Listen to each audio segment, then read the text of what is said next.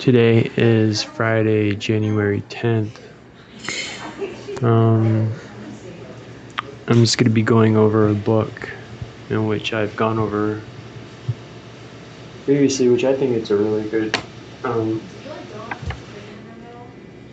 book for humanity.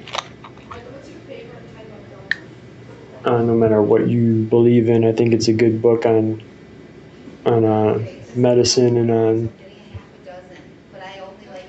spirituality and just overall just great book. It's that book Astrotheology And Shamanism,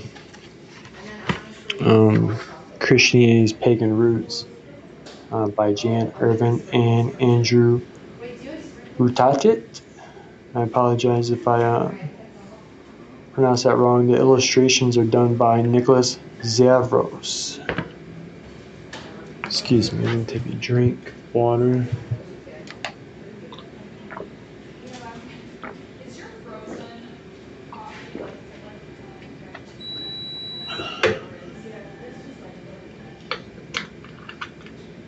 I'm going to try to make this not so dry. This is going to be a very I like to go through everything first before, and then actually start to kind of like place the pieces together. And that's kind of how I do things personally in my life, is I just kind of read through everything, take in all that information, and then try to present it later in a way in which is acceptable. At least that's what I try to do.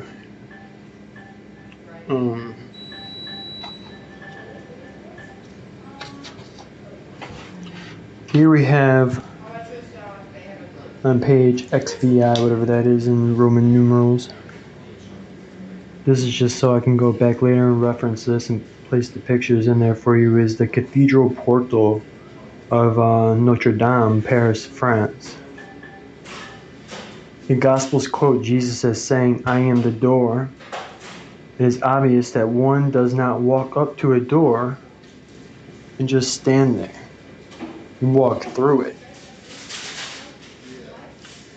So I can actually, go ahead and reiterate on this a little bit more right now, and it's basically the difference between, knowing the path. It's the difference between book learning and truly stepping into consciousness and one's true will. There's a difference between simply having the knowledge and just saying, okay, well, that's interesting, but not really applying it onto our planet, into the manifested reality. So you walk through it. You don't just stare at the door.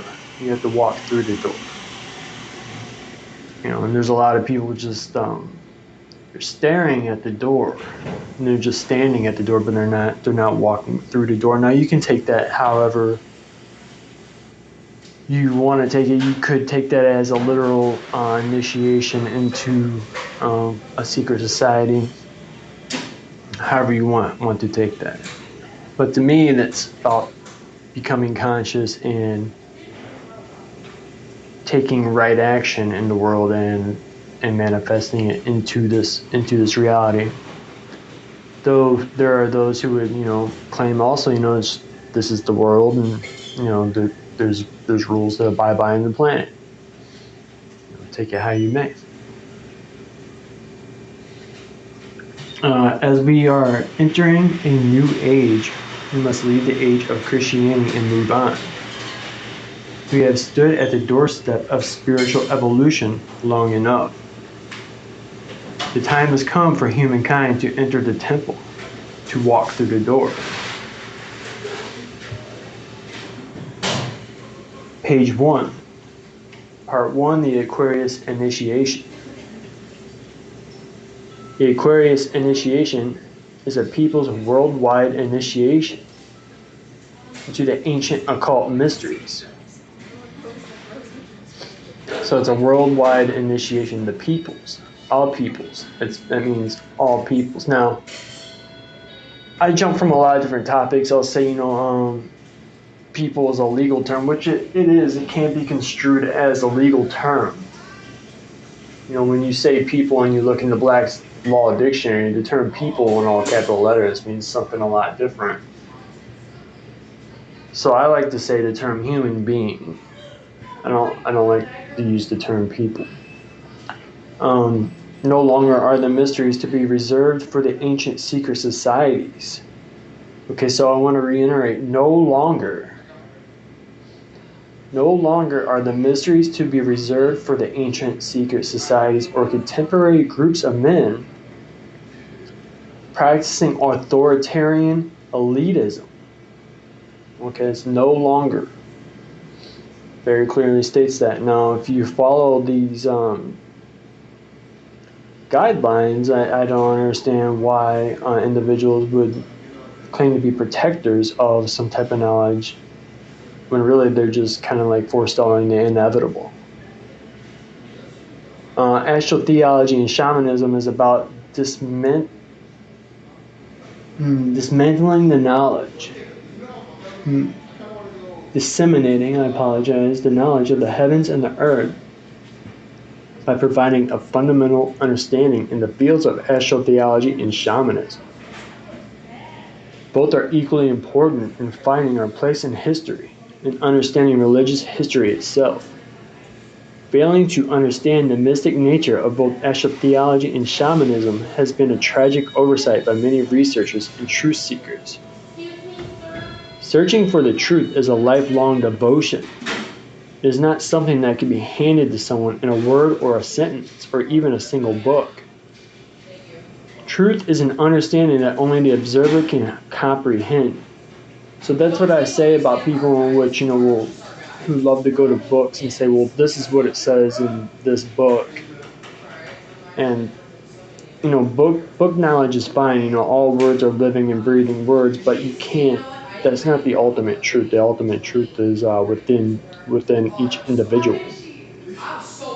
And like I said, it's one thing, okay, yeah, we know this, but you're not walking. So it's the difference between knowing it and walking the path.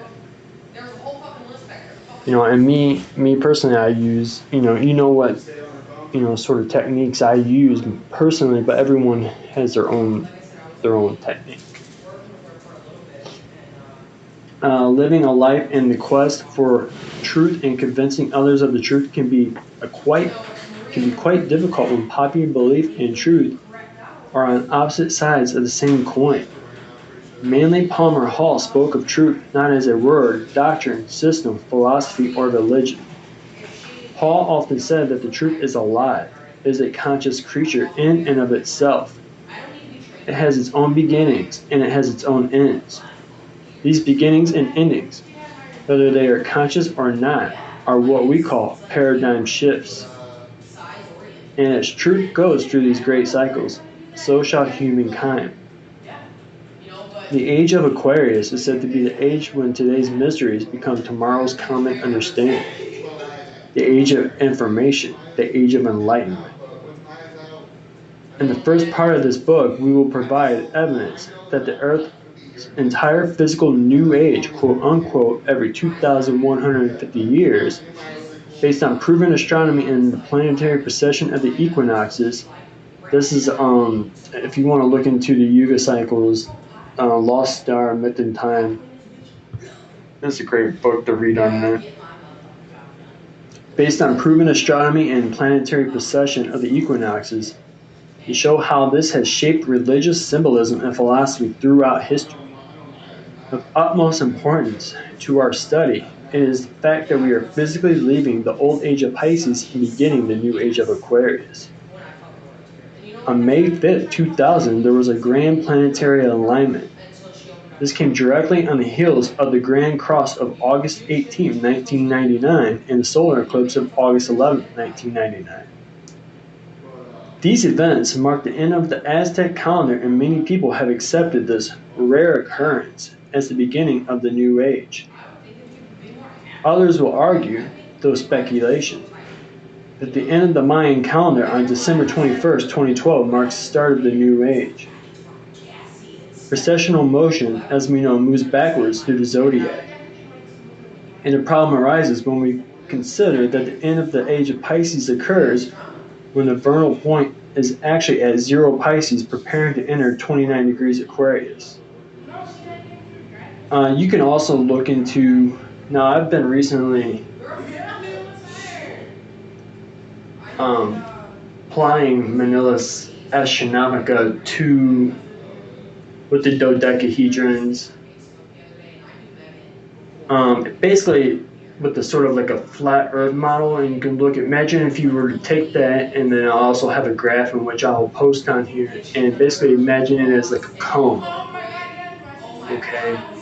And imagine that cone, it goes down to like a ray, especially if you take the flat Earth model into consideration. Then you can also apply the nakasatras to this as well. Now I know it's a sidereal zodiac as well, and there's also there's 13 zodiac signs. I know a little bit about that, but I'm just asking you to research that and apply it. Moving on. Precessional motion, as we know, moves backward through the zodiac, and a problem arises when we consider that the end of the age of Pisces occurs when the vernal point is actually 0 Pisces, preparing to enter 29 degrees Aquarius rather than the last degree.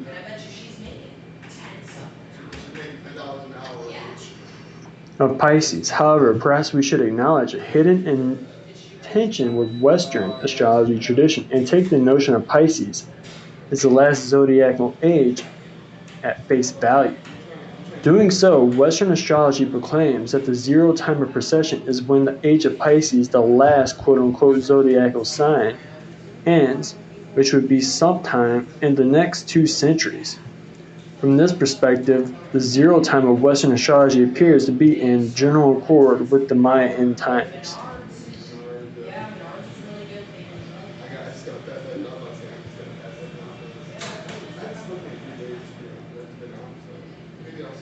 Now, the Enochian system of astrology is a lot more in depth. I think it actually goes more into not only this is my theory in which I'm writing about in a historical, I guess you can call it historical fiction book, that it's actually not just the zodiac of our planet, it's the zodiac of other planetary systems. And to me, that's where people don't understand that zodiac system so well, the Enochian system. Precessional motion, as we know, moves backwards through the zodiac sign. And a problem arises when we consider that at the end of the age of Pisces occurs when the vernal point is actually 0 Pisces, preparing to enter 29 degrees Aquarius, rather than the quote-unquote last degree of Pisces. So I think you can apply, what I just said, and perhaps try to figure out what that problem, perhaps I'll figure out that problem. Most religions are and were based on this ancient knowledge of and reverence for, quote-unquote, the heavens. This knowledge has been withheld from the general public. Global knowledge and understanding of the ancient mysteries has not happened in recorded history. Previously, small and intimate mystery schools and secret societies were the only ways to be initiated into the secret teachings of all ages. In the present day, bits and pieces of the mysteries are told in various ways. The pieces are hidden in religion, television shows, movies, music, and other media. However, the majority will still overlook or even demonize the core teachings of astrotheology and shamanism.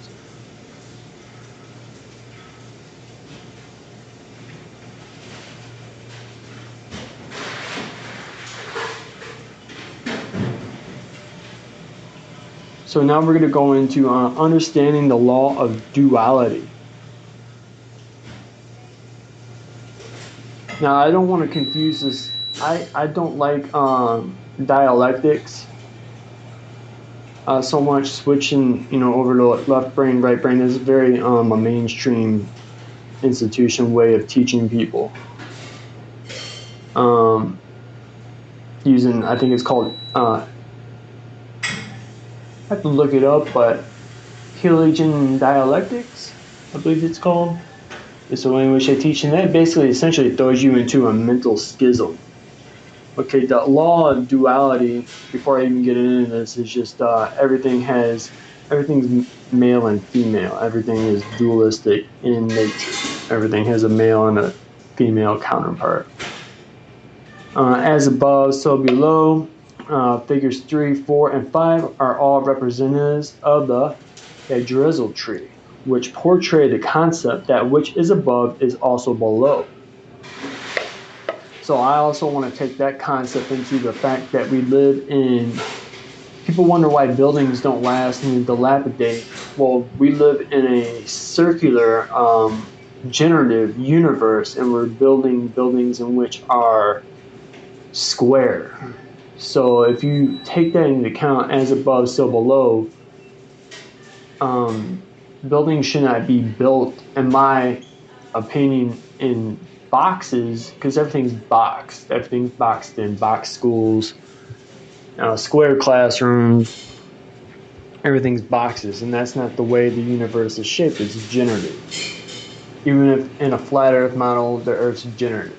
Okay, that's the generative principle. So by building structures in a square shape in a circular universe, you're essentially destroying the generative principle and disrupting the natural flow of humanity just by the buildings you build.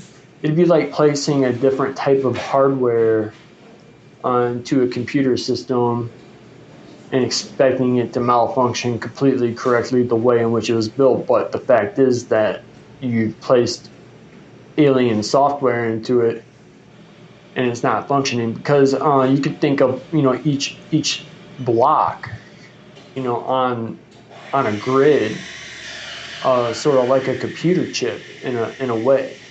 So everything's square. Everything's square. Everything's square. It's not supposed to be square, it's supposed to be circular.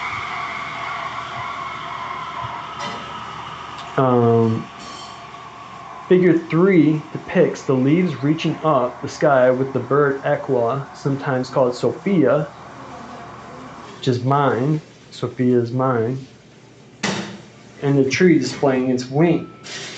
Notice the tree and its roots under the ground where the dirt has been stripped away, showing the underworld, known as the chthonic realm.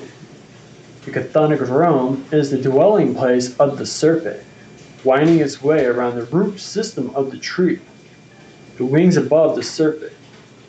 Deer are also present. The image is applied all throughout religion, alchemy, and mysticism. Figure 4 is showing the branches that extend into the heavens, as well as the branches' roots that anchor the tree to the earth. As in the heavens, so on earth. This dualistic philosophy is applied throughout religion. Now, I don't like to use, I have to reiterate here because a lot of people like to, try to argue with me on notions, not really argue, but kind of use it as a discrediting tool. I don't like to use the word religion. I don't really like to use the word, and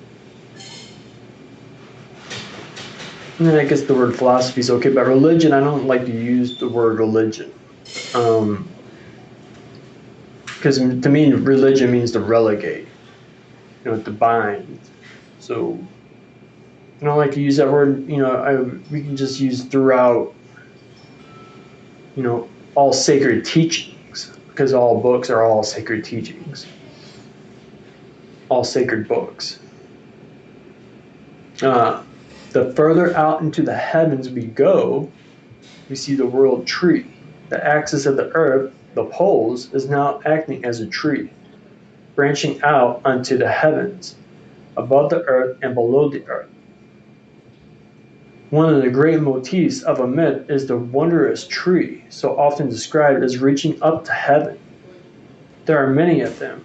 The ash, Yazari, and the Ida, the world-darkening oak. Now remember, oak is a real popular tree all throughout mythology, even in Irish legend. and I speak on different councils and different theories, such as the Grand Druid Council and other such organizations. So it's not that these teachings are all evil.